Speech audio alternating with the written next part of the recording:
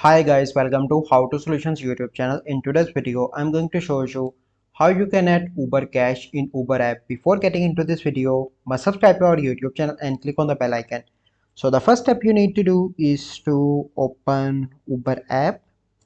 Once you open Uber app, you simply need to click on account, and here you need to click on wallet, and then you need to click on add funds, and here you have two options: one time purchase, auto refill.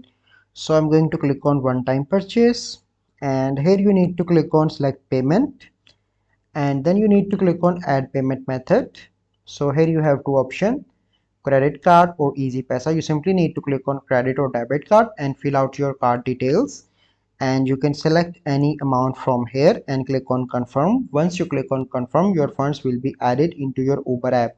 So this is a process by which you can add funds in your Uber app. I hope you find this video helpful. If you find this video helpful, must like this video, subscribe to our YouTube channel for future videos. We'll see you in the next video. Thank you. Have a good day.